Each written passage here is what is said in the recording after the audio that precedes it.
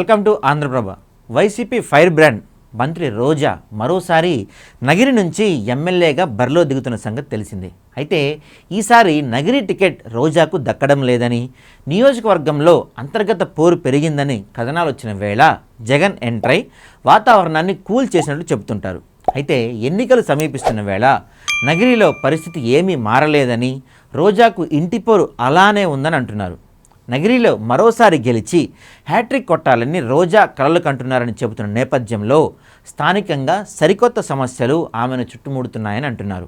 ఇందులో భాగంగా రోజాకు సహకరించేది లేదని, ఆ నియోజకవర్గంలోని సొంత పార్టీ నేతలే ఎర్ర జెండా ఎగురేస్తున్నారని, ఈ విషయాన్ని పార్టీ హైకమాండ్ కూడా తేల్చి చెప్పారని తెలుస్తుంది. ఇందులో భాగంగా నియోజకవర్గంలోని నగిరి, పుత్తూరు, వడమాలపేట, నిండ్ర, విజయపురం మండలాలు ఉండగా ఈ 5 మండలాల్లోని వైసీపీ నాయకులతో రోజాకు వ్యవహారం చెడిందని అంటున్నారు. రెండోసారి గెలిచి మంత్రి అనంతరం ఆమె వ్యవహార శైలిలో వచ్చిన మార్పులే ఇందుకు కారణం అనే ఆరోపణలు వినిపిస్తున్నాయి.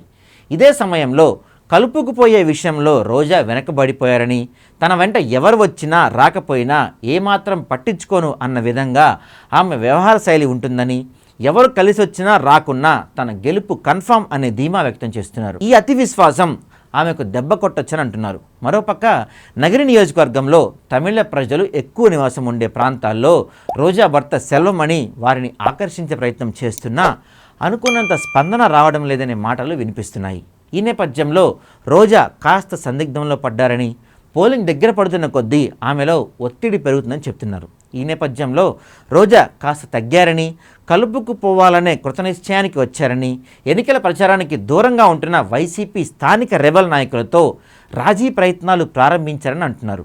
అయితే ఈ విషయంలో అసంతృప్తులు, ఆగ్రహంతో ఉన్న నేతలు రోజా మాటలను పరిగణలో తీసుకోవటం లేదనే చర్చ తెరపైకి వచ్చింది. దీంతో స్థానిక నేతలను కలుపుకుపోయే విషయంలో రోజా ఇంకా ఎలాంటి ప్రయత్నాలు చేస్తారు, ఏమి చేస్తే స్థానిక నాయకులు రోజా నమ్మి ఆమె గెలుపుకు సహకరిస్తారు అనేదే ఇప్పుడు ఆసక్తికరంగా మారింది.